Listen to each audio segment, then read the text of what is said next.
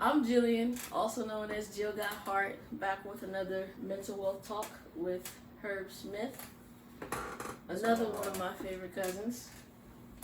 All right, and so It's good to see y'all out there. he's a working man, but in my eyes, he's like a tech genius, photography whiz, beat producing monster. You say you got 500 beats or something like that? A lot. Enough that I ain't gotta make no more. Stop it. He's like an all-around new age renaissance man. So you can do what's the word for it? Like not construction, but It's more like contracting, general contracting. That's just important to me because I'm a realtor, so I value spot. that. I can spot a lot when I go out to a property. I can do that since I grew up doing everything. He can fix a lot too. Yeah, I just basically fix stuff. That's me. So, as a matter of fact, we can start right there. So, your dad has always been in your life. Mm. How would you describe that relationship?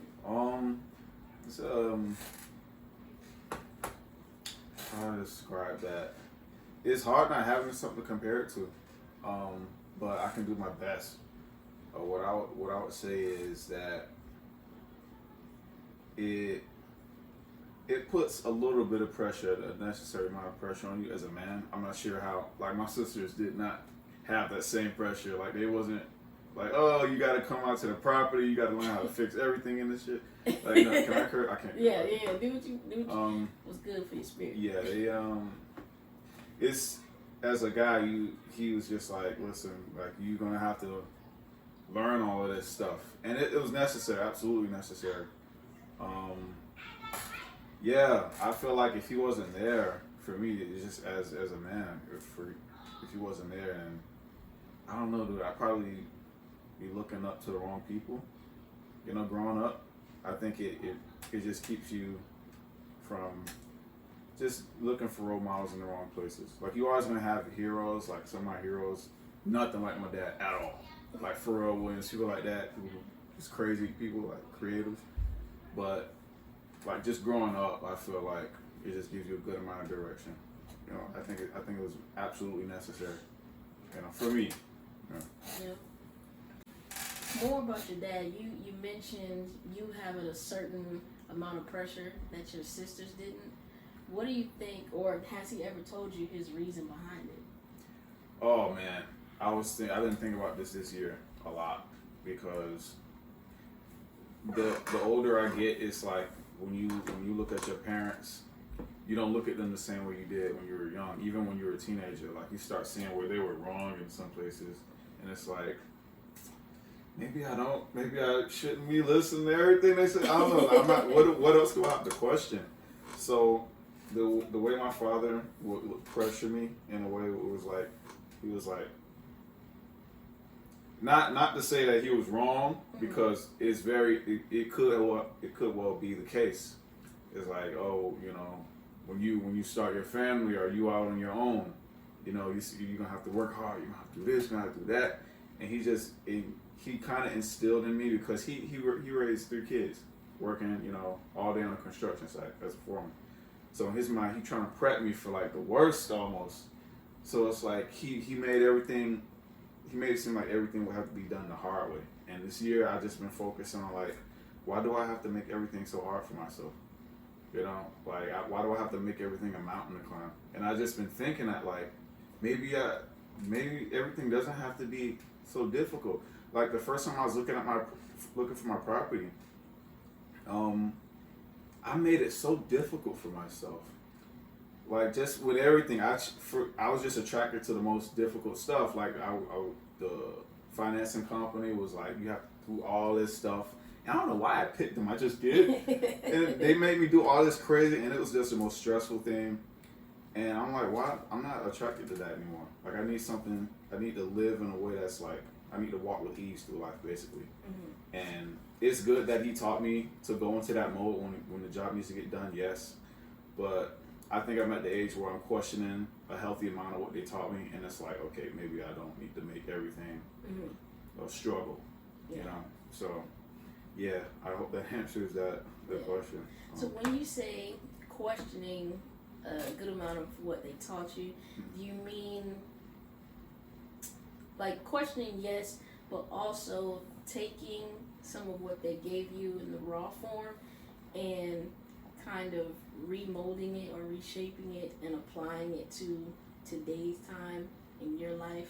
Like the work ethic, you can take his work ethic but apply it with technology, which takes away from like physically having to go places and physically having to do this, or maybe hiring out jobs instead of you having to do everything. True. Because, you know, that type of thing. Yeah, I will say that not only just with like work ethic, but just like beliefs. Like I'll always be a Christian, but I remember when I first started reading all these crazy stuff. Like I read crazy books. Like if you looked at that, you'd be like, he's crazy. But like I read a lot of crazy stuff, and they'll see it, and they'll be like, why you reading this? And they'll just like be like, you should read more of the Bible, try to study the Bible. Like I know the Bible is like for me, I know that, but like I can't read the Bible and learn like marketing. Like, you know, like sorry, I can't read the Bible and learn about like modern day relationships and human behavior. Like okay, you can some of it, of course, but like just like it's so much intricacy involved in like just human behavior and things that you can't learn with just going to a book that was made to just teach you how to not be evil, basically. Yeah. So yeah, just. I've been going through that same thing. Yeah, it's I like still believe in God. Right? That's the ultimate. absolutely. I'll never walk away from God. But I do find myself having conversations with people of other faiths. I remember having a conversation in an Uber once. Well, I don't even take Uber, I take Lyft. But he was Muslim, I believe. So I was able to learn more about him. I follow, I think he's Muslim too. What's his name? Ben X, one of the bow tie ones, the Nation of Islam. And so some of their philosophies are interesting as well. I ain't gonna lie, I don't too much listen to atheists. I get where some of their points are coming from, but I just know that God is lit, so can't nobody tell me no different. But I don't think, like, even if you were to read through a Quran or any other religious books to expose yourself to different perspectives, it doesn't mean that you don't believe in God anymore. Thank you. It's like they think that I'm not, like, I don't have a mind that can filter through everything. Like, I can read a book with, like, the craziest point of view ever. Like, there's a book called, I read a book called, The Crowd, a study of crowd psychology. It's a messed up book. It says some offensive stuff in that book. Oh yeah? But I can read through it and I can take that like 80%, well not 80%, more like 40% like of like negative, like whoa, that's a little offensive, bro. And I can see the truth in like, what they're saying. Like I can look at it from a good, like my point of view and like be like, okay, that was trash. But that makes sense. Like I could take that little bit of that 60%, and I could apply that to something, And I think that maybe my parents don't, and not giving me no credit. I'm like, oh no, he's gonna take it all hook, line, and sinker. Like, bro, I know what, like, I can be Christian and read like anything. I don't care. I read some crazy stuff, man. You don't even know. I feel like in the Black community, parents, no matter how good of a job they do, even if they do a horrible job, anything that you do is never good enough because I feel like they always see us as kids. They're kids, and so no matter how old you get, you doing something wrong. So they, even if they learn to not say anything to avoid conflict, they still might look at you and be, I don't know where we went wrong. It's in God's hands now. Like, bro, it's. I think that's just a generational thing. I think that I can look back and be like, man, things was probably so different for them, and they just don't grasp it anymore. Like they just think that, like they keep talking to me about dating. Like, bro, dating is not what it used to be. Yeah.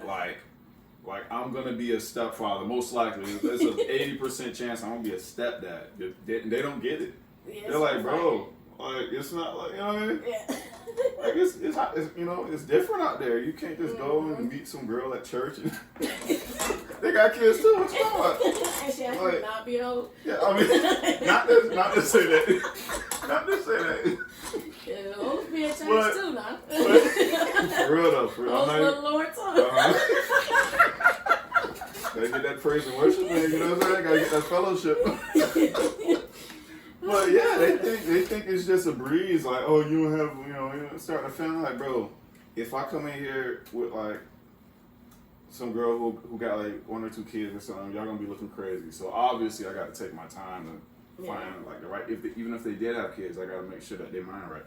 So it's different, you know, the whole environment. So yeah, they was raising the way they see the world is just like through like a lens that needs to be updated. You know what I mean? Yeah. Yeah. I feel like, cause I date, I date men and women. I don't even know if you know I date men, but I do date men also. You told me, yeah. But it is hard to find people, both sexes, who don't have any kids. Most of them I know, men without kids, are family members, like yourself. Yeah, true. Other women who don't have kids, they might be crazy. To tell you the truth, I don't know. Like I'm a woman and I don't have kids, but that's because I have mainly dealt with other women. So yeah, I don't know. But the ones who are straight, I'm not trying to insult nobody who's straight and don't have kids and you're a little bit older. I might just need to cut this part. Nah, say it, man. Say it. I don't know. It's just hard. Y'all get the point out there. You feel how you want to feel. Don't take it personally. But it is true. It's hard to find somebody to start a family fresh. Like most people are like a starter kit. Like it already comes with the wife and the kids. You got the whole setup going. Like, all right. They got everything but the money. No, I'm sorry, but a lot of times it is like that. Yeah. Oh God. Rough. You know, it's different. So growing up, I've noticed that you have been, in my eyes, very different from most other boys and men that I've come across, right? Like you said, you read a lot, and not just crap. Like you actually read stuff and you read it to learn. I think that you are a heavy analyzer. You're into real estate and stocks, all the creative things that I mentioned before.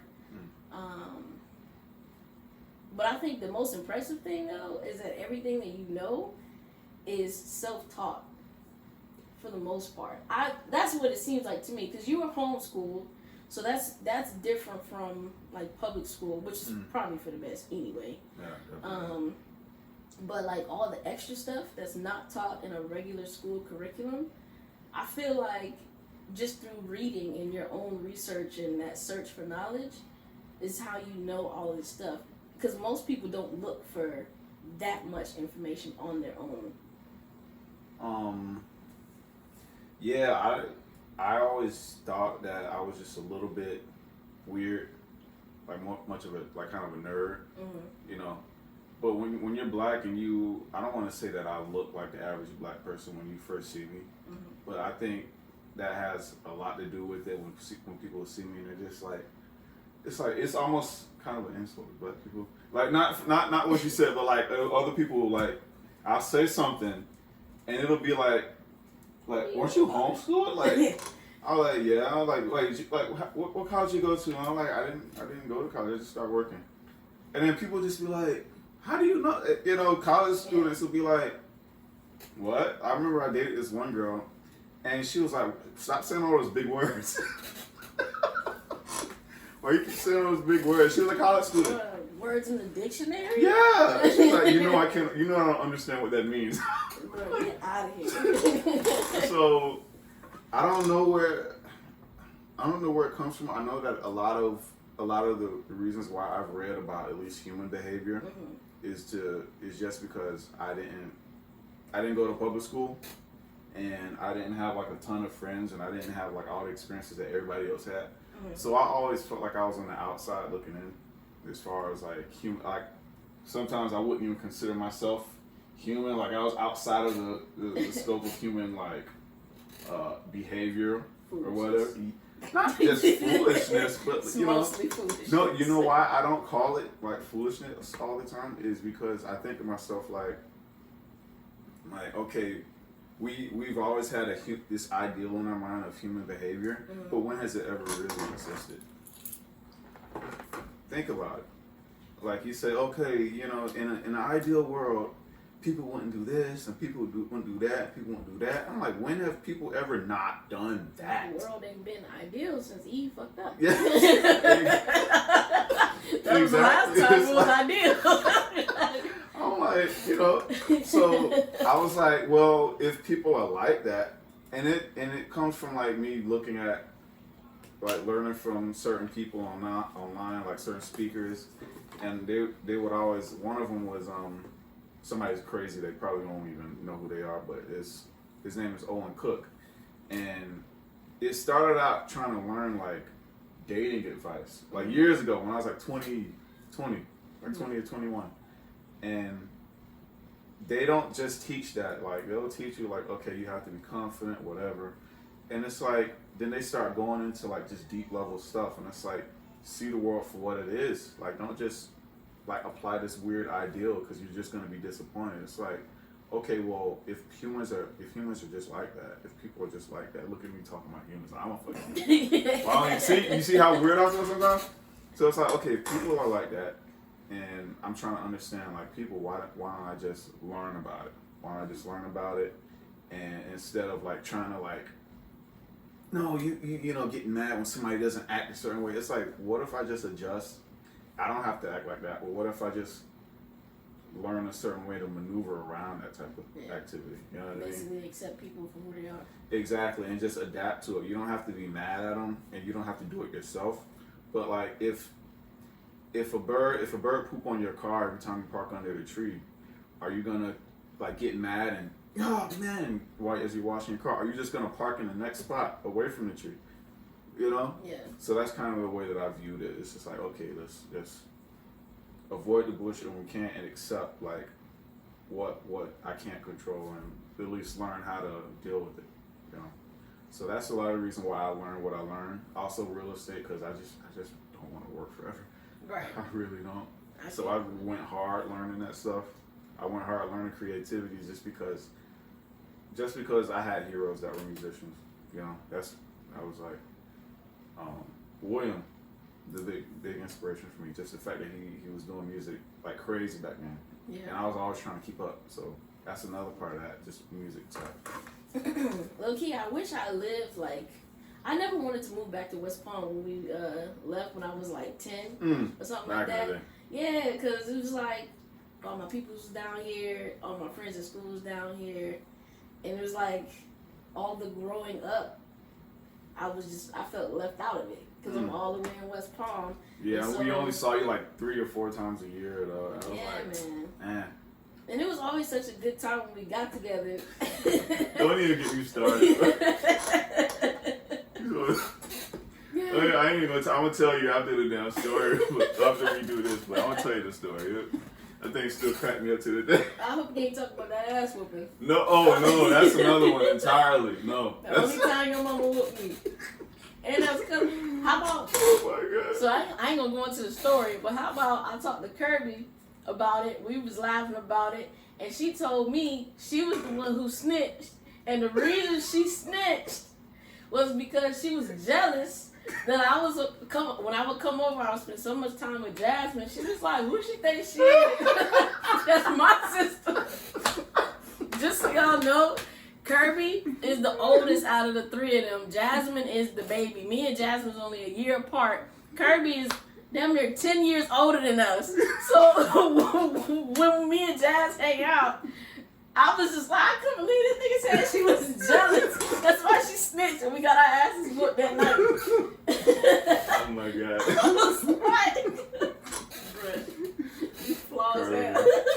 Hey, just in case Kirby watch. watching, she's not 10 years older than us. Okay, I know she probably gonna kick the door in if I don't say that. So she is not 10 years older. About five years older than 5 years older than Jazz. 4 years older than me. She would kick the door in on your ass. Well, she got 5 kids, so I thought, and don't be judging my cousin, she is married, okay, and living a wonderful life with her husband. 10 years plus, I think, right? Yeah, which is very uncommon. Unfortunately, also in the black community, number 1, to be married, and then number 2, to stay married for so long, and she's happy, because I just asked her recently, like, real shit, cuz, how is it being married? Like, are you stuck? blink once, if everything's okay, blink twice if you need help. Blink twice. Stupid. And she said that she loves it, actually. Like, her and Kevin have a great relationship, and I thought that was really dope. Give me hope for the future, I know that. Yeah. 'Cause I was just like, before that, I was just like, man, it's trash out here. But yeah, that give me hope, man, you know? A lot. I be feeling like it ain't gonna happen for me, cause I do have high standards. I feel like dating wise, I haven't had as high of standards as I should have. But I know for marriage, I'm not gonna be tied down to no crap.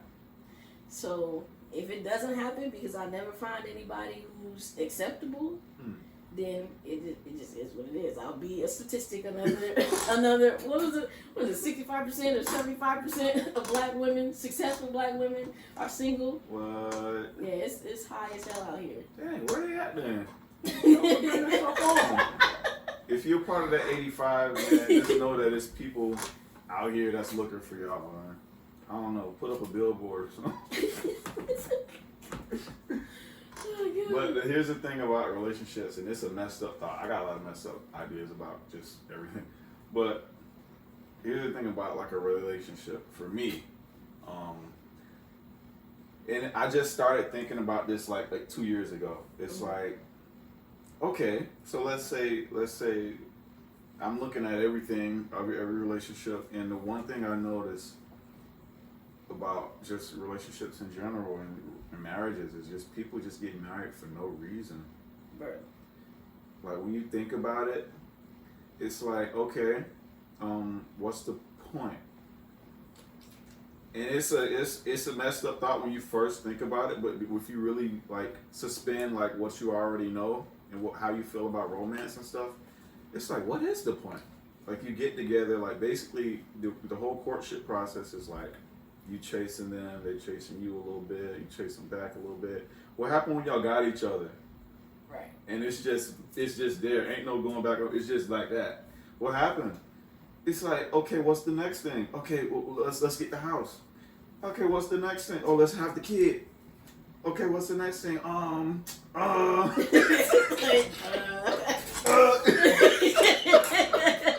It's like you basically just like fulfilling these little goals or whatever, and it's cool, whatever. But like, what's the overall point of it? Are y'all building a company together?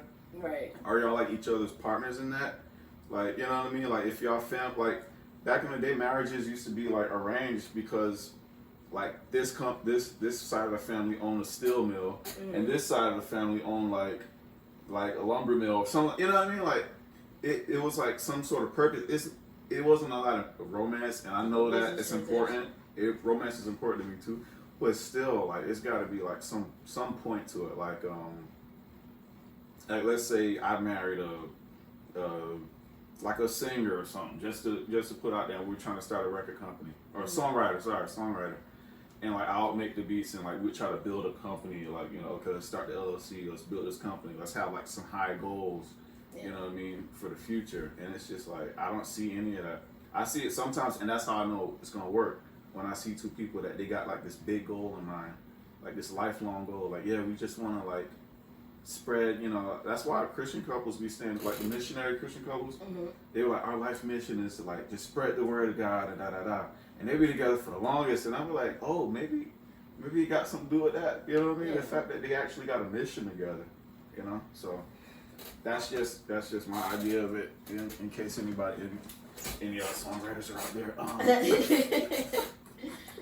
I feel like when it comes to money and like career goals and business, honestly, I can do it by myself. Yes, it helps to have a person to like multiply your money with, but it can be done alone. Absolutely. For me, because I'm super relational. Like I care more about the relationships in my life in all facets over money and career or whatever. Like, because that stuff to me, I don't know. Like when I get a job, for the most part, I'm there to make money. You feel me? And I'm not gonna let a job stress me out to the point that I'm passing away. Because if I pass away, they just gonna replace me later that same day. True. So I feel like I don't mean nothing to the job. So the job don't mean nothing to me. Exactly. But if I got a friend calling me saying that they having a hard time because of whatever they've been going through, and this is a rough morning, and I'm scheduled to work, depending on how bad it is, of course, I'm gonna call out and I'm gonna go be there for my friend, and I've done it before. And it's just because I just feel like that is what really determines what kind of person you are. Because what you do is not who you are. Am I in this thing? Because let me sit like this so you can see me. Yeah, true.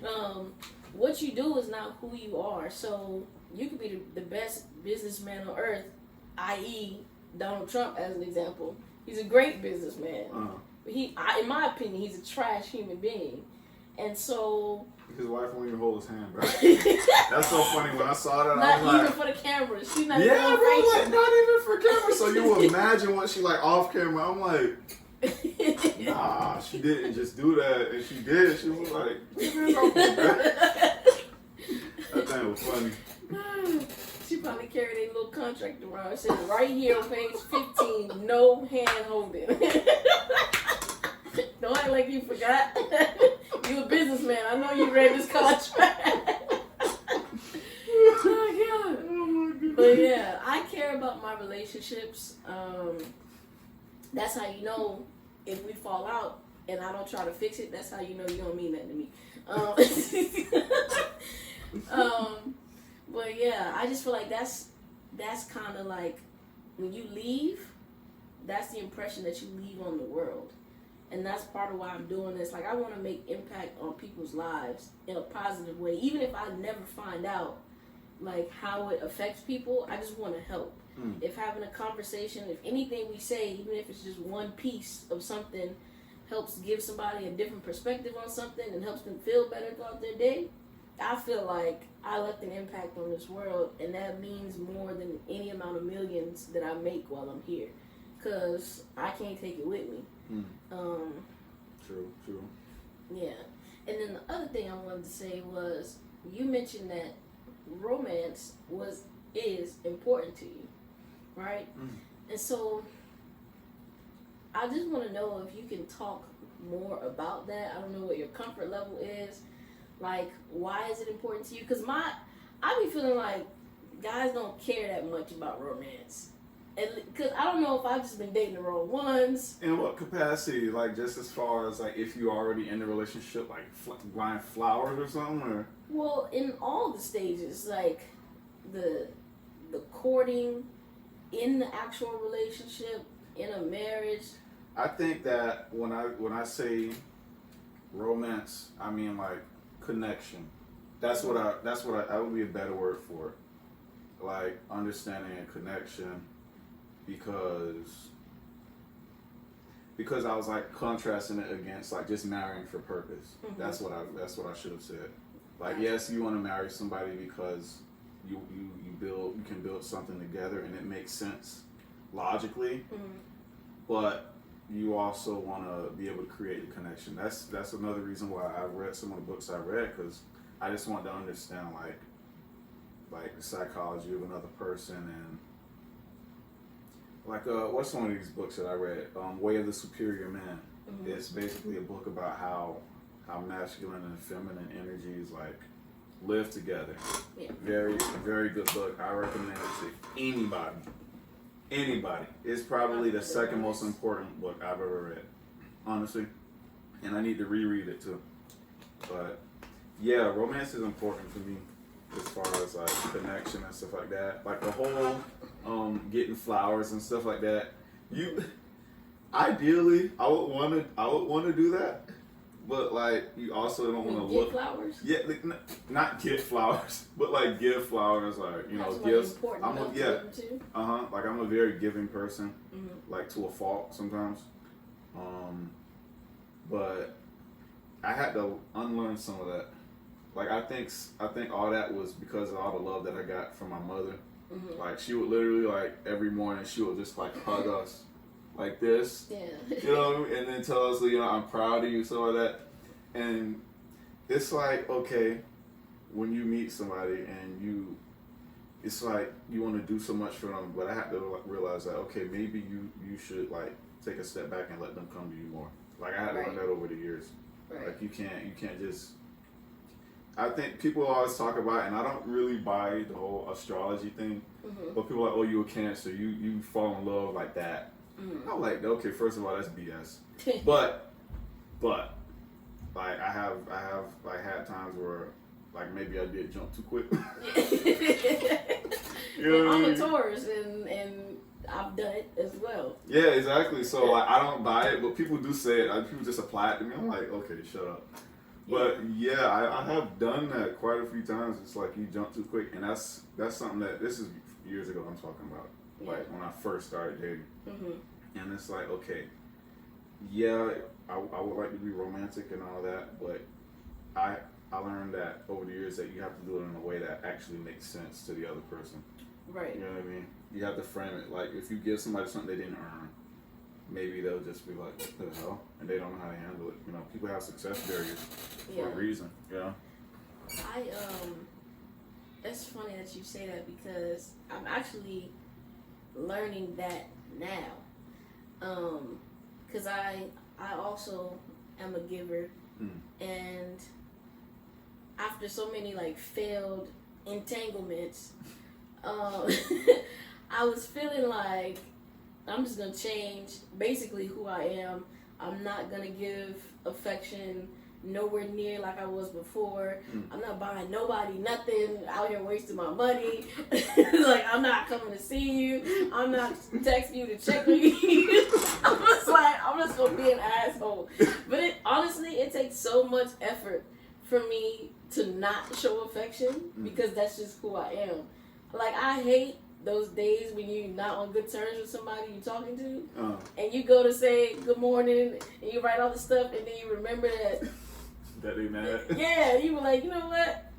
I ain't got time. And then you sitting there erasing that, and then you wanted to say hey, and then you erase that because you don't want to seem too distant. Yeah.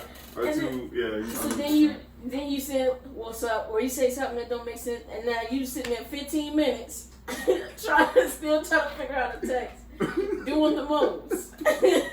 And it's just like, number one, I feel like people should do what's natural. Like, don't force anything. But like you said, do what's natural for you in a way that makes sense. Not just what the other person can comprehend and what they actually earn and deserve from you. But, no, I think that's it. Like, people should earn the stuff. And I feel like they should reciprocate. And it doesn't necessarily have to be in the exact same way that you give love, because people have the love languages, you know? I've heard about it. The 5 love languages. And that's another thing that I'm learning, because I felt like, for me, my mom was also very affectionate. Said, I love you a million times a day, always giving me hugs and kisses, even now, even though it gets on my nerves sometimes. But she's always been very affectionate. So I give a lot of hugs. I give a lot of kisses. I say I love you every time I see you in the house. If I turn around to the stove and then turn around and see you, you know what I'm saying? I love you. And then for some people, even if they are affectionate, I feel like some people are just not as affectionate, or they say I love you with actions. It's not a verbal thing. And I had to learn that just because somebody doesn't tell me I love you a million times a day, or they may only hug me once today instead of 15 times, it doesn't mean that they don't love me. That's how they show love. Like with me, I'm a time person. For other people, it could be gifts. And I learned that I think a mistake that I might have been making, although I thought it was sweet, was I was loving other people the way I wanted to be loved. Oh. That's tragic because Yeah. to some people, it can seem like too much. Like I've had some people, okay, so I'm thoughtful, right? And so there were some people that I just started to get to know. I wasn't in love or anything like that, but I'm giving, and like I said, quality time is like what I like. So if I ask, hey, you want to hang out? And you say, no, I can't today or whatever. I'm like, all right, cool. Then the next day I might ask, hey, you free? You want to chill? And they might say, no, I want to hang out. At this point, I probably won't keep asking like that. But before, I might ask 3 or 4 times. And I've had some people, I think they were crazy though. I'm just going to use this one girl as an example. But she kind of snapped. She had a lot of problems though. She don't need to be with nobody. She need to go to therapy. Like, and it's not making fun of her, but she got all kind of stuff going on. But anyway, she was treating me, and other people have treated me as if I was thirsty. Like we not even on that level. Why you keep doing this and that? Yeah, and I'd be like, bruh, first of all, I don't even like you like that. We not there yet. Okay, it's just natural for me to show affection. I'm not afraid. I don't feel the need to act like I don't like you when I do, or act like I don't want to get to know you when I do. If I want to get to know you, I'm going to say I want to get to know you. And if I don't, I'm not going to say shit to you. You should be glad that I'm showing you attention, because although I have a heart for people, I'm an empath. I also don't like people in the same breath. And so I'm not gonna lie, that's Right. the thing, because me and my homegirl like that. yeah, like, and so I feel like if I actually come out and say, you know, I want to get to know you, don't treat me like I'm being thirsty. First of all, I guarantee you ain't gonna never find nobody like me. And I know everybody says that, but there's many, many reasons why I say that. Like, I'm on a different level when it comes to my own personal growth, professional development, actually making actionable steps, like an action plan to become a billionaire, not just a millionaire, but a billionaire. Things that I want to do for people in the community, black people with mental health, prison reform, or just like re-entering, you know, not civilization, but kind of, but re-entering the community once you come from prison. I feel like we get screwed a lot of times in that process as well. And it's just things that I want to do, and the way that I don't mind saying I'm sorry if I'm wrong. When I actually welcome people to let me know if I've offended you. Like sometimes if I am like starting to get to know someone and I notice that they are not, like they're the type of person that kind of not say something if something's bothering them, I'll point blank say, hey, if I ever offend you, will you please let me know? So they know that it's okay and it's a safe space to let me know when I've done something. You don't find that often. Very true, That's a lot of thoughtfulness. Yeah, like most people, if you tell somebody, I'm gonna give you an example, and it was another black woman. We weren't dating or anything. It was actually a friend of the person I am still in an entanglement now with. But I felt like she did something messy, right? And I wasn't mad about it. I was annoyed. And I texted her, I said, hey, what you did earlier, like, I don't know really, like, what was going on with that, but I felt like it was messy. This girl went off, calling me all out my name, degrading me, saying that's why me and the girl that I was talking to, her friend, is not working out. That's why she don't want to be with you, X, Y, and Z, and all this stuff.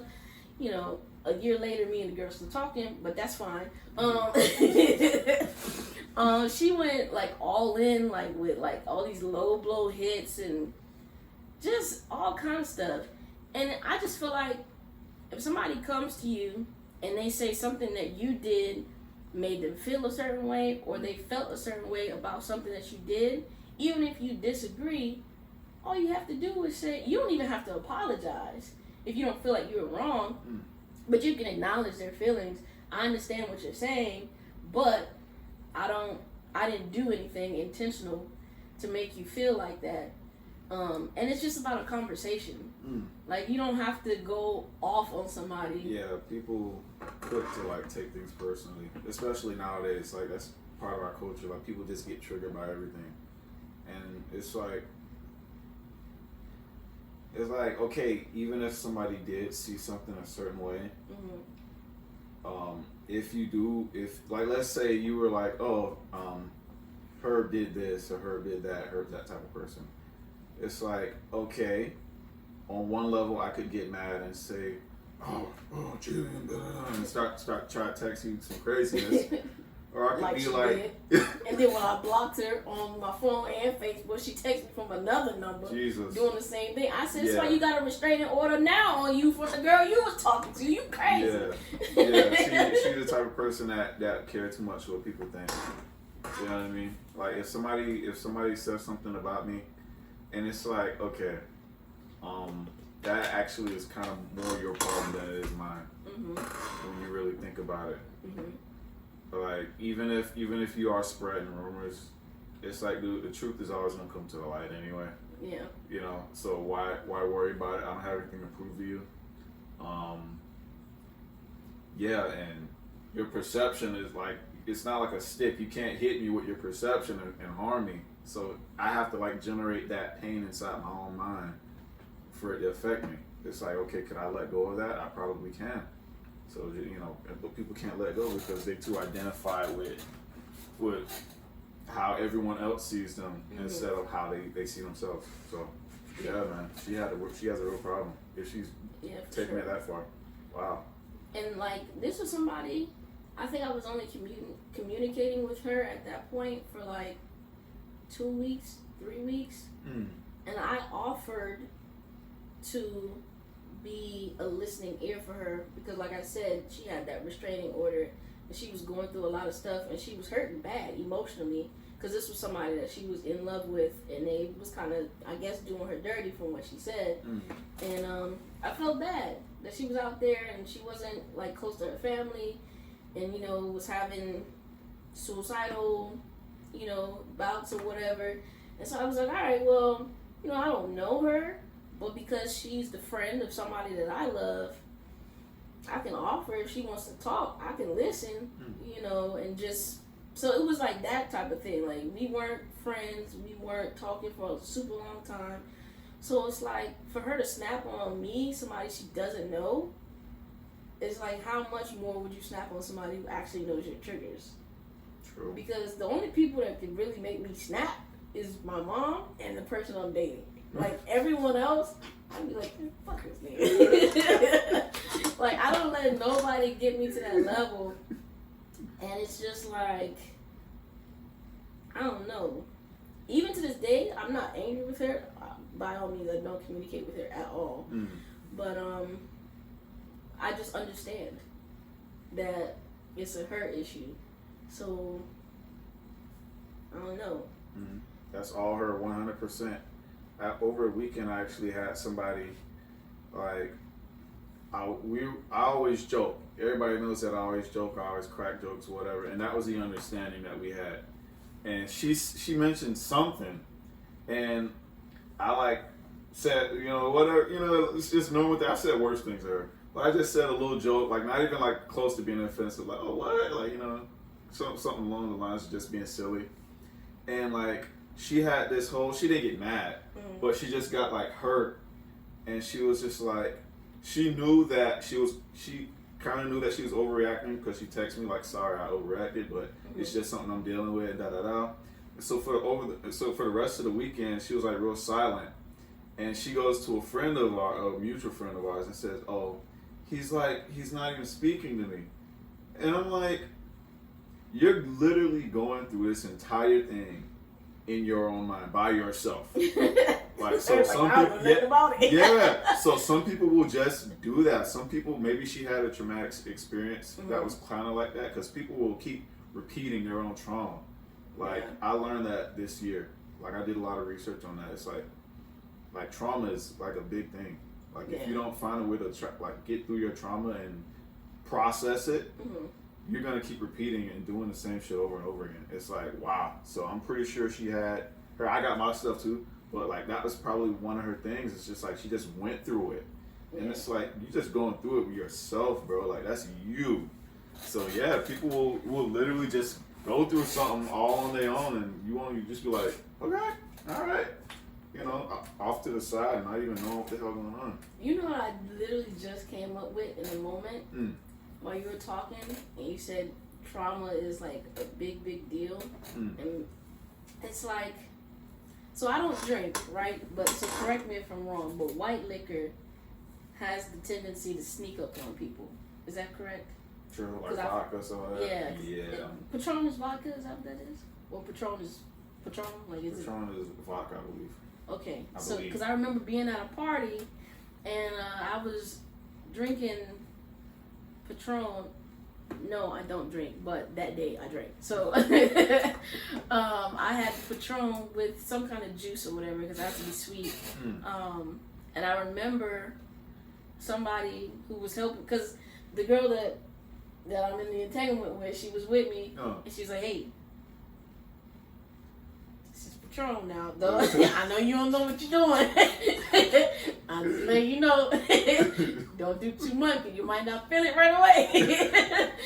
But it's going to pop out the bushes on you. And so I have that idea about Patron or vodka or white liquor in my mind, and I feel like trauma is just like that. It happens, we consume it, not intentionally, but things that we go through in life, you know, we just stack on all of this trauma. And when you don't sober up and get that stuff out through healthy activities or therapy, counseling, whatever it is you need to do, praying, burning sage or crystals or whatever it is you do, if you don't get it out, it's gonna show up in different areas of your life. And like you said, it's gonna keep repeating. Exactly. Because you're not getting it out. And I feel like trauma is like white liquor, and I actually might change this entire series name from Mental Wealth Talks to White Liquor. I think that's hot. I think I'm about to change the name to White Liquor. And I think that's dope. So people can keep asking me, and I can tell them about the trauma, and then they can be like, it's gonna draw them in. They're gonna be like, what you talking about? Yes, I think that's hot. I'm about to change the whole name to White Liquor. Right. It really is a big deal, man, for everybody, especially in the black community, because like we was just talking about that. Like I was part of me was like a whole slave. Yeah. You know, because like people have done research and they say that like your trauma could be passed on through DNA.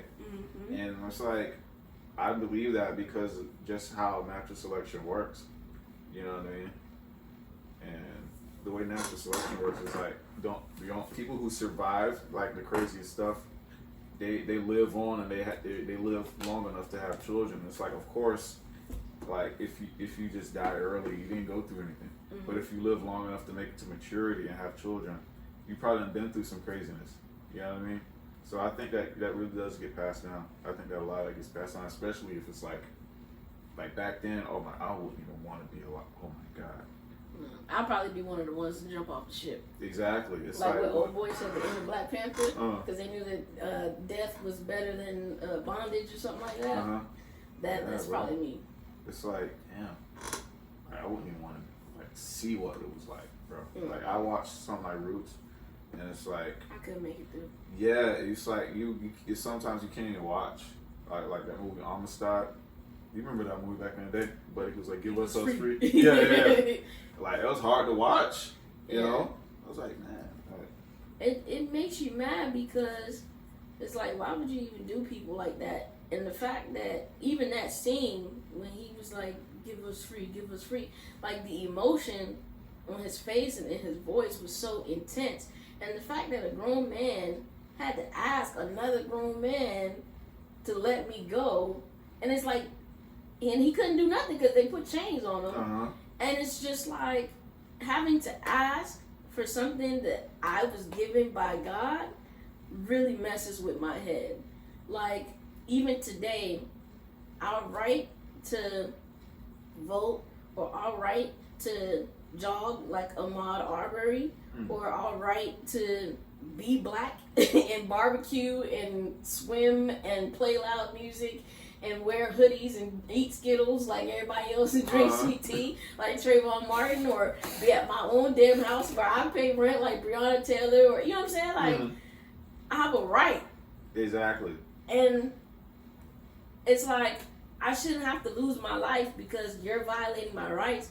Because I feel like no matter what anybody does, all the protesting and all of that, even if change does happen in the future, these people that already lost their lives, they're gone forever. And they're not coming back. And so for me, like if I get killed in one of these big hashtag stories or whatever, y'all better know from the grave, I'm not accepting no apologies. Because I don't give a damn. My spirit gonna be like, this is some bullshit. I had shit to do. And I wasn't through. And motherfuckers gonna come through the front door where I pay rent and shoot me up and then smear my name in the public. First of all, I don't drink, I don't smoke, and I don't sell ass. I go to school, I work, I pay taxes. I have a right to be here. And like that's how I feel about life in general. Like I have a right to be alive. I should be able to walk and breathe this raggedy ass air that y'all done messed up and polluted. I should be able to breathe and fill my lungs and feel safe while doing so. I shouldn't have to worry about all this stuff because God put me here the same way he put y'all here. So I don't see why I need to ask you for anything, for my freedom or my right to say what the hell I'm feeling. Exactly. You know, at the polls and stuff like that. And so I digress because I don't know, man. I think that some of that is probably gonna be a real messed up thing to say. But I think for a lot of people, I think that racism is just in their DNA. That they're just evil people. I'm not saying that white people. I'm just saying like the people that are racist. It's like I think a lot of that is learned. But I think that people, no matter where you was born, like if you gravitate towards that type of hatred, you're gonna gravitate towards it. And it's just, I was really like thinking about this a couple months ago because of whatever everything was going on, and I was just like, you know, there are certain people, like let's say, man, this is gonna be real messed up. Just say what's on your heart, brother. It's gonna be real messed up. Okay, when different groups of people get together and they start interbreeding, you either breed your way to the top, like, or you disappear, right?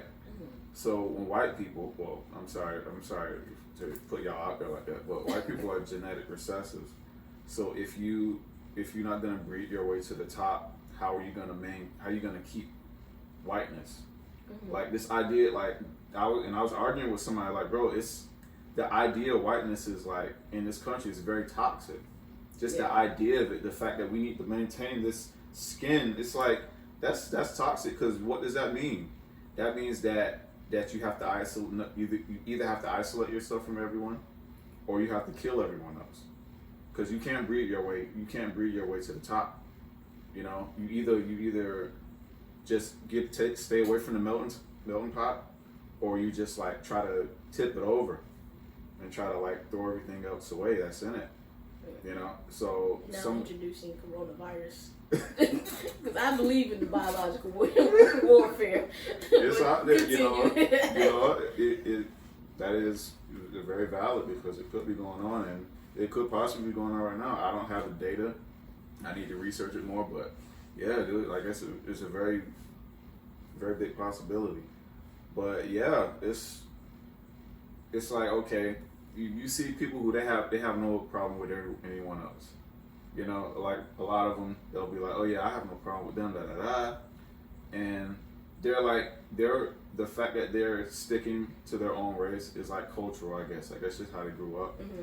And then you have some people who they live, like let's say you live in a big city around everyone else, and you're not willing to, if you're not willing to integrate with other people, that just means that you gravitate more towards that type of racism, that you have that mindset of, okay, we have to maintain this whiteness. And that's why I say the idea is toxic. I don't distrust white people. I don't dislike white people, but the idea of them in America is like something that a comedian said that once, a comedian named Patrice O'Neal, rest in peace. But he said that, and he said it in such a way, it was so profound, and it like implanted that idea in my mind, and I applied it to like just like genetics and like the fact that there are like white people who were isolated for thousands of years, and it's like, okay, if you want to stay, if you're gonna mix with everyone, cool, but if you're gonna go out of your way to stay isolated, that tells me something about you. That tells me something about your people and about like the way that you survived all the years. Is maybe you survived through hate. You know what I mean? Maybe that's the way that you know, that you just maintain your race for all these years, which is kind of scary because inbreeding is a very real thing. But yeah, man, that was kind of a long spiel. Kind of went off the rails. Yeah, I don't know. I just went to some offensive territory. I mean, personally, I don't mind talking about race because. And I don't care how anybody feels about it, because if you're tired of hearing me talk about it and listening to it because it makes you uncomfortable, just imagine how tired I am of actually living this life. True. Every day. True. So I feel like if I got to live this, well, you damn sure can hear about it. Until y'all stop y'all shit, I'm gonna talk about it. If you don't want me to talk about it, then make it not exist, so there won't be nothing to talk about. But until that time, don't tell me what to say and how to say it to make you feel comfortable, because I'm not comfortable. So why should you feel comfortable? And it is everything in this country. Yeah. It is everything, because that's how it was set up. Yeah. Like just in every aspect of life. Like when I'm leaving work. And people, like, they don't understand how deep it goes. When you leaving work, are you shopping? Like, let's say I'm shopping at Walmart or something. And have you ever been, like, reverse followed by somebody? Like, everywhere you want to go, they go first. Have you ever had that? Or is it just me? Because I'm very conscious of that. Like, I'm very conscious of, like, okay, this white woman been around me for too long. let me go to somewhere I don't even want to go. Wait till she away from my space. They gonna catch me on camera and connect you to something. Thank you. If I'm walking home, if I'm walking like out to my car from the grocery store or something, and there's some white girl in front of me that's going to like the same general area, bro, I will stop.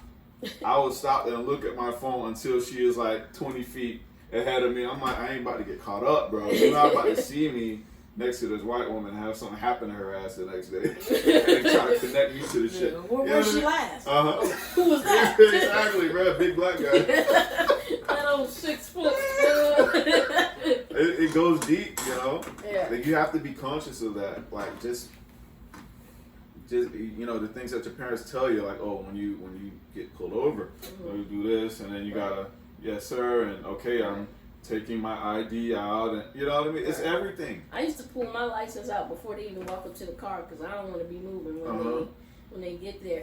And even though we're joking about it, because one thing that black people do is we know how to turn pain into humor to survive. So even though we're joking about it, the reason he's saying that is because, let's say you're in a situation like that, and they say that you were, the last place she was seen alive was at Walmart, and you just happen to be 5 feet behind her, just walking to your car. Now they done caught your license plate showing up at your house. It doesn't even matter what you say. If they feel like the country wants answers for this white girl gone missing or decapitated or whatever, and you And just we're some gonna do that black stuff guy. first off. Right. That did. First of all. If they need somebody's head on a stake, and you just, if they feel like they can just set you up just so they can present as if they actually solved the case. Like they It did doesn't- police work. Right. It doesn't matter what you say. It doesn't matter where you were. It doesn't matter that nothing else in either of your lives has ever interconnected. That y'all didn't go to the same school. You don't know her. None of her friends identify you from a picture. They don't know who you are. It doesn't matter. Uh-huh. It doesn't matter. It doesn't matter Hence, at all. the Central Park 5. Oh boy, the one who got it the worst. Corey. What was his last name? Y'all know who I'm talking about though. Corey. Dude wasn't even at the park. And he got more time than everybody. All because he went to the police station to be supportive with his friend. Wow. But these kids weren't even on the same side of the park as her. And all of them said they didn't know anything about it. They didn't hear nothing. They don't know nothing. And when the police started like forcing them to confess, they were all saying different details. Like she might have been kidnapped or raped over here, and they would confess and say that they raped her over here, and another one would say that he raped her over here, and none of it made sense, and all of the stuff was documented, and they still put them kids in jail. That's why I be feeling like y'all can really kiss my ass when I mean like racist white folks or white folks or any other race of people who acts like we're making this shit up, or like we are being dramatic about it, or like it's over, or like y'all can kiss my ass because it's not over with, and the same stuff is happening over and over again. It's like I feel like unjust and racist white people are using the same playbook every game, every quarter. And we as black people and brown people keep losing to the same damn play. And it doesn't matter how we change our defense, how we beef up our offense, because we have the Black Panthers, the Black Panther Party, that I would consider that offense, but then they drop crack on us. It's like, I feel like it doesn't matter how we combat the opposition. They don't have to do anything. This is the same thing that they've been doing since they brought our asses over here. And they keep winning. So don't tell me that I'm being over the top and eccentric because I'm speaking the way I'm speaking about it. Again, you can kiss my ass. And for people that's gonna be like, oh, stop, having this victim mindset, because I see that a lot of people always talk about. Yeah. Oh, you have the victim mindset. I'm like, bro, it's called common sense. I'm sorry. You know what I mean? The fact that we have to think about this stuff is what we learned early. Like you see it all the time. If it wasn't a problem, we wouldn't have to think about it. Our parents wouldn't have to tell us this stuff. You know what I mean? I wouldn't have to read in the paper. Another black man got falsely accused.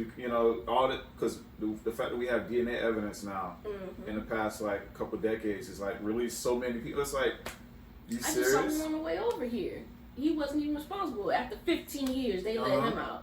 And it's like, and you think that I'm playing a victim role just because I say I have to avoid white women? Like, bro, come on, man. But anyway, so the part of me that loves humanity and loves people is totally fine with interracial dating and marriage and things of that nature, right? But the part of me that mistrusts white people because of their patterns, their historical patterns, makes me feel like it's stupid for black men to date white women. And I know, I know that that's hella controversial, but I'm being very careful about my words, right? Because I don't want this to be taken as an angry black woman who's jealous of a white woman or whatever, right? Because to be honest, white women can have a lot of y'all sorry asses. But I just feel, I don't understand how with the historical relationship between white women and black men, which is typically false accusations that have fatal consequences for black men, or you know, whether they did something sexual or intimate consensually and she lied about it after the fact, or he was nowhere to be found and she said that's him, you know, stuff like that. I don't understand how or why black men feel comfortable. Like, I'm not even talking about attraction or anything. I'm talking about pure comfort. Like, how are you comfortable being in her space or in her presence? Like, I get she might be giving you some bomb fellatio every day, or, you know, she don't talk back as much because, and honestly, I just feel like for the most part, black women talking back so much is us holding y'all accountable and helping y'all to grow, because a lot of the fathers are not present, so the responsibility does fall a lot of times on women to help boys become men, because we love y'all so much, so we deal with y'all shit, but you gonna hear about it. Just like what I was saying earlier, if I'm uncomfortable, you gonna be uncomfortable. But in the end, it's just to help you grow. And so you might not get that with a white woman because she is idolizing you, because she's had fantasies all her life of getting the big mandingo and all of this, you know what I mean? And it's just like, for me, right, I've thought about dating white men, right? And it's just like, and like I'm getting like chills or whatever right now, because it's so deep for me, because what I can't have is for me to allow myself to get to a level of comfort where I'm like, okay, I'm going to put aside all of the racist stuff that's happened in the last few hundred years, and I'm going to give this white boy a chance. And then I go somewhere and something happens to me that's subtle racism, or even if it is blatant racism, and I come home and talk to my partner, as anyone naturally does when stuff happens to them, and I get a question from him of, are you sure? I'm gonna flip my shit. Are you sure you weren't being aggressive? Are you sure you weren't being threatening? Asking me, well, what were you doing? Well, where were you? Did you say anything that might be offensive? You do have a tendency to, bruh, again, y'all can kiss my ass. Like, I just feel like that's bullshit. Because as a white man, right, if your white woman comes to you and say somebody did anything to her, you're not gonna ask her no questions. You finna ride out, right? You gonna ride out there in them streets. But I feel like, not to say that interracial people, like interracial partners, can't ride for their partners of a different race or whatever, but I don't want the experience, because I'm not gonna handle it well, to give a chance to somebody of another race, and then something happens to me, and I feel like they can't even identify with it. Right. You know? Like, if you ask me questions about am I sure, I feel like automatically that's an invalidation of not just my experience that day, but my experience my entire life and my entire culture's experience in this country and across the world for many, many years. And so, if you ask me, am I sure? I'm gonna feel like you just insulted me and all my ancestors, and all 3 billion of us is for to cuss you out right now. Like, one voice. Right. So I can't do it personally. So I don't understand the comfort level. It's a touchy subject. It is. I'm not even gonna lie to y'all. I've dated some white girls in my life. How did it go for you? Not good.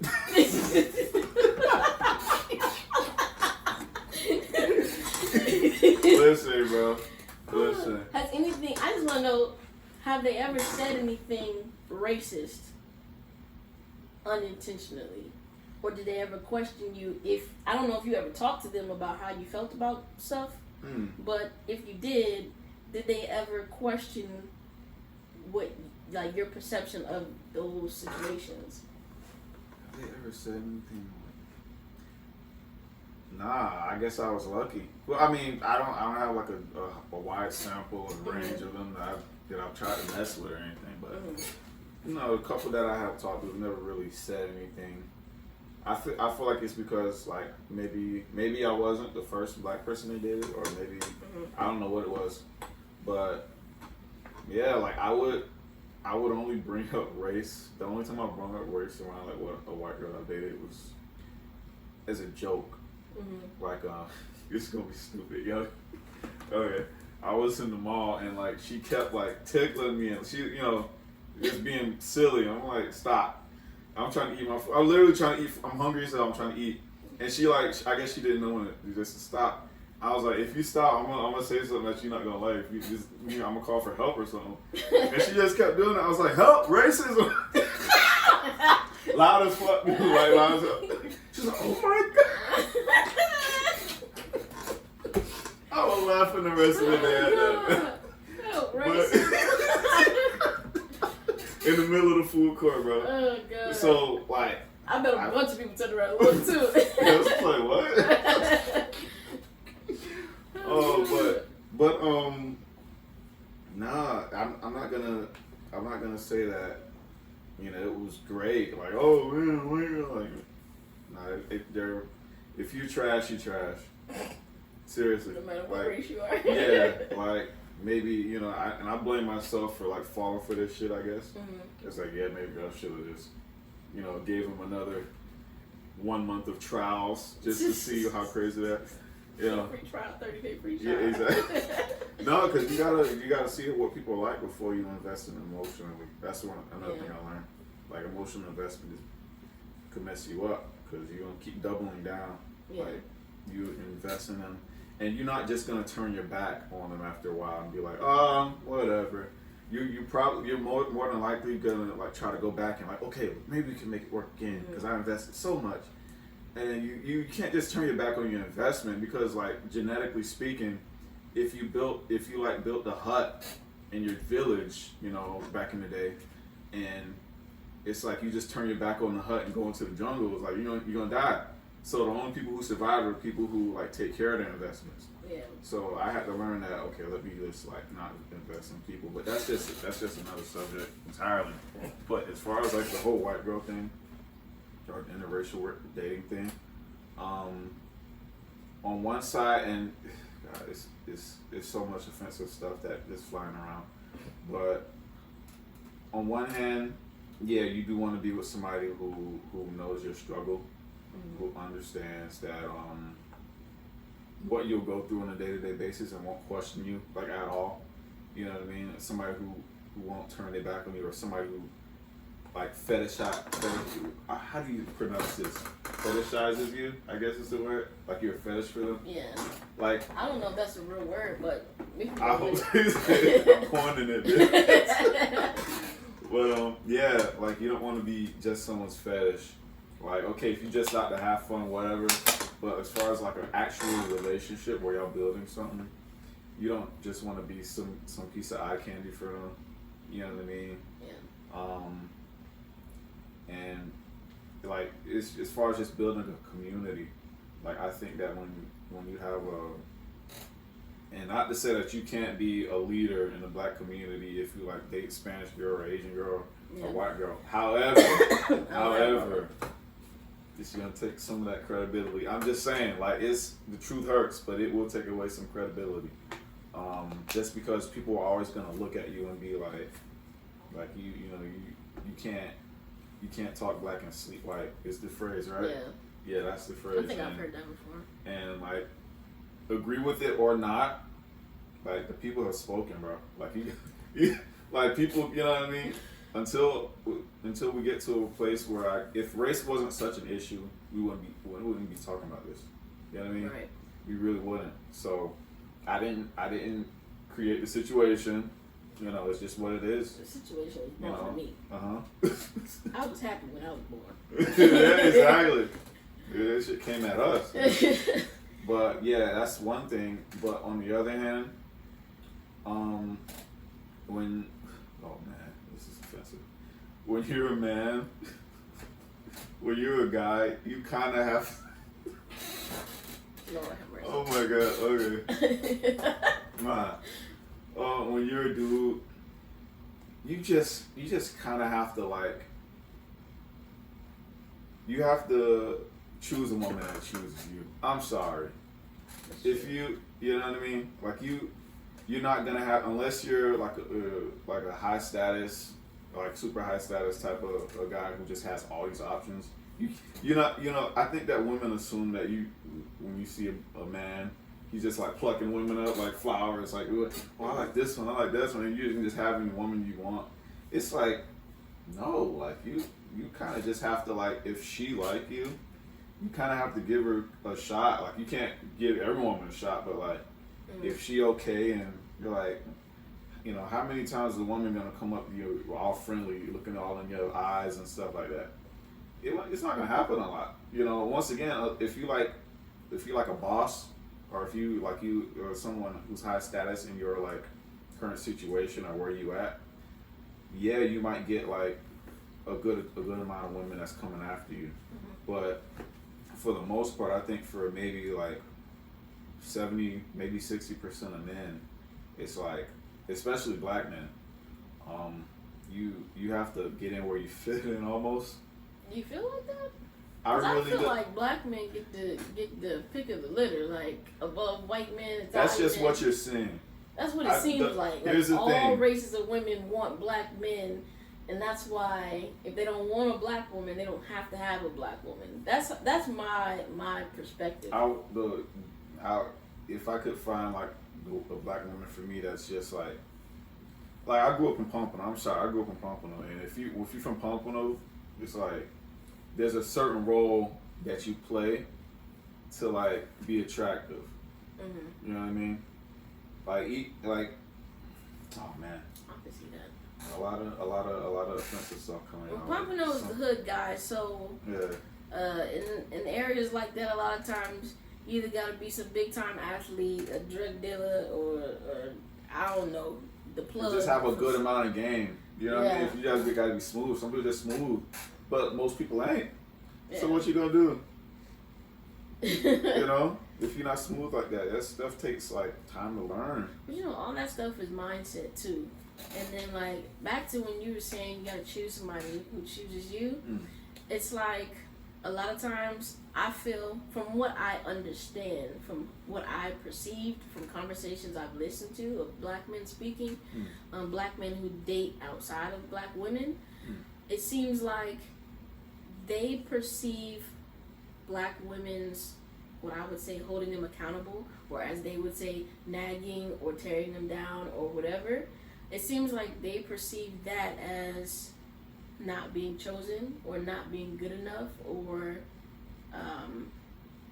her being toxic. And I feel like, even though I know that black women, for the most part, because that's my experience, are super, super helpful and super, super caring about the black man, whether it's her brother, father, boyfriend, husband, whatever, there is a way to speak to somebody. And I feel like that is a huge downfall for not just black women, but people in general. But because we're not taught to be affectionate or soft, vulnerable, or everybody feels like they're sugarcoating if they say stuff respectfully. And you can hold someone accountable and be honest with them to help them grow and be better without being, I'm not going to say being loud, but without being abrasive a bit. Yeah, or an aggressive. And you know what? I'll give black women this. I would say, because I do hear that stereotype of like, oh, she's a bit abrasive, or she's a little bit unapproachable. Okay, if you grew up in the hood and you gotta ever since she was, for better or for worse, women age quicker than men. They get the body quicker than men. So if you get your body at 14 and you got dudes chasing you and saying, "Hey, baby," down the street, you better believe you're gonna gonna have to develop a shell. Yeah. You know what I mean? And it's deeper than that because there's a lot of incest. There's a lot of sexual assault. I've had girlfriends, black women, who have told me that they've actually been followed by men they did not know as teenagers. Grown men following them because they had a fat ass. So, of course, when people come to you a certain way, you not with the shits. Not even just like when people come at you crazy. It's like you gotta have that guard up all the time, almost. You know, it just becomes a default. You know, Learned behavior. Yeah, like just that's just how you behave. You know, so it's like, okay, this person comes up. Okay, my experience is, because I've tried to approach like all different types of women. If a black woman, you approach her and not to say that every black woman's gonna react the same, but from my general experience, it's like, okay, you come up, you talk to her, and she might like ignore you a bit, just because that's like the barrier. You know, that just keep out all the crazies, Do it all the time. right? And it's like, hey, what's up? You say something, and then you say something else. You say something nice, and then like you can back off, right? Or you can just like, if she says something back to you, she see like, okay, it's very subtle, it's weird, but she'll say something back to you, and you just you say something funny, not sexual, but just something funny to show that, hey, listen, I'm not crazy.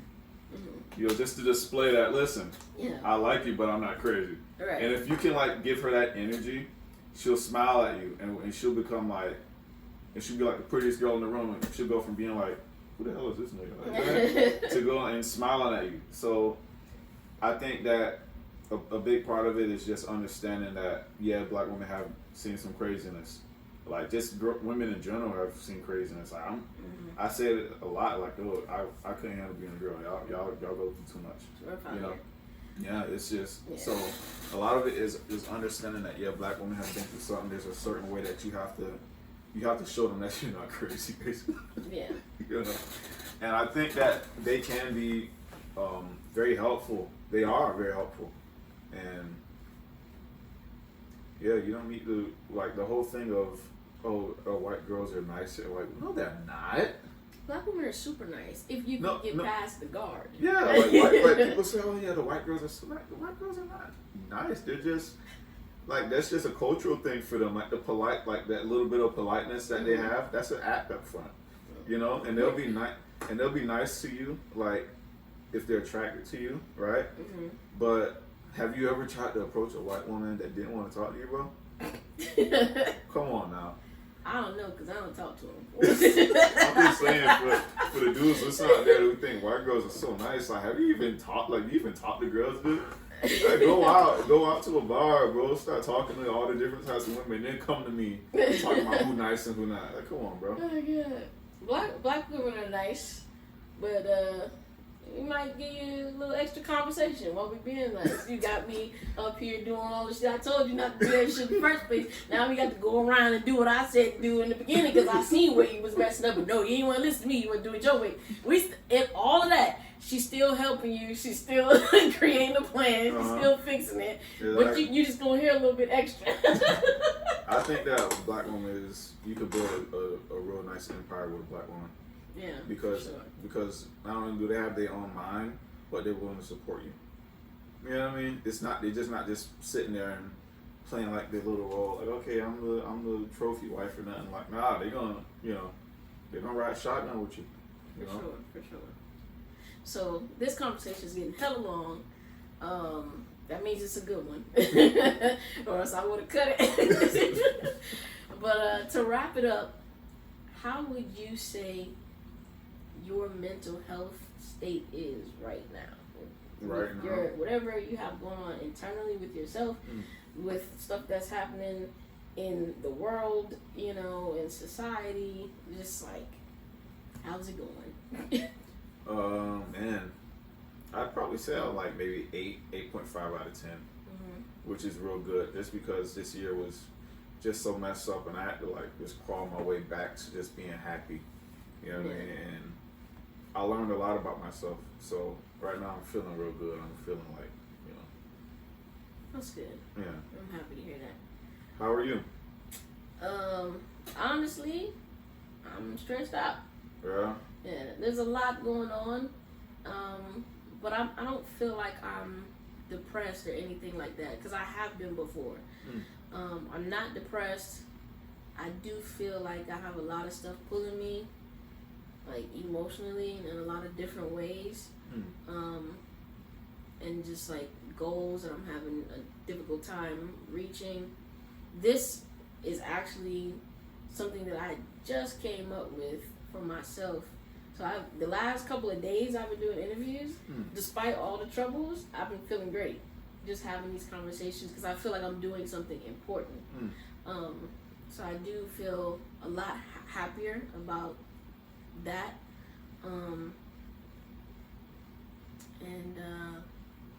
Yeah, I'm just gonna keep working and keep praying, so that I can give God something to work with in my life, and keep trying to be a good person, you know.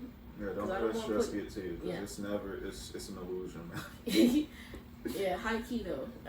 Like seriously, like and I heard this on the top, I forgot who said this, but it's like, if God came to you right now and gave you a 100% guarantee that everything was going to be all right, like, would you still be stressing about like the little day-to-day stuff that you have to deal with, or would you just like, it would just be another thing to get done or get through, or nothing to get done, because I know it's going to be cool in the end. It's like you would just do it, like, okay, it would just change your entire attitude towards it. Like, okay, well, let's do A, B, and C. You know, it wouldn't be A, B, and C. Right. That's kind of how I try to look at it, because I remember stuff that I used to be stressed out about, like back in college and stuff like that, and how I'm not in those situations anymore. It's just like, okay, I got through it. Like, I'm still alive. And so I feel like instead of me looking at it in retrospect, I should apply it to right now, because there's going to be a future me who's going to look back on right now like, damn, I should have just calmed down, because I'm going to be balling. It wasn't even that deep. Like, and it'd be so real in the moment, don't it? Like, that's the thing. Like, it's so real to you. Like, that little stupid thing that you stressed about. And it's like, is it real to you now? Like, no. You know? So what does that tell you? That tell you that the only constant is like who you are as you move through life. And it's like, okay, we're going to get through no matter what. It's going to be okay. Yeah. You know? That's why, like, for anybody, and I'm really trying to wrap this up, but for anybody feeling like they just want to commit suicide, end it all, calm down. All right? Like, I get, like, what he said, like, it feels super, super real right now, in the moment, but if you just keep living, you have to get through it, because, like the old folks say, troubles don't last always. Like, they really don't. What is it? Sun comes in the morning, something like that. The light, something like that, comes in the morning. It's like an old slave hymn, but because they sing in church all the time. But it's like, you know, like, it's gonna get better. It has to. Even if you don't want it to get better, it's going to get better, because crap, it comes and it goes. And it's just about how you respond to it. That's really where your stress is coming from, your response, not the actual problem. Because the only true problem is the lack of solution. So if you spend more energy on finding a solution than just looking at the damn problem exists, you could get through that problem a lot faster. You just got to put your energy in the right places. So, I was going to say, with suicidal thoughts, kill it. I ain't want to, use a pun, no pun intended, but just work on yourself day to day. Just right. Make sure your nutrition is right, because what you eat affects your mind. There's a book called The Ultra Mind Solution. If you're feeling like depressed and stuff like that or whatever, just look into that. Just look into that book and just change your diet up, because what you put into your body, your body is one organism. So what you do put in your stomach will affect how you think will affect your serotonin levels. Okay, so Man. Yeah. That's the other motivation for me wanting to not just get fit but change my diet, because with me feeling sad or feeling stressed or being angry or whatever, I'm like, damn, if I'm feeling like this, especially if I feel like that all the time, then I need to look at what I'm eating, like seriously, because like you said, it affects the hormone levels and all that kind of stuff. So you may not think it's connected, but if you're eating crap, I consider meat just the way that it's processed and handled, especially in America, you know, and dairy and stuff like that. That's probably why you're going through some of the things that you're going through. So calm down, relax. Again, I appreciate you for having this conversation with me. And y'all have a good one. Deuces.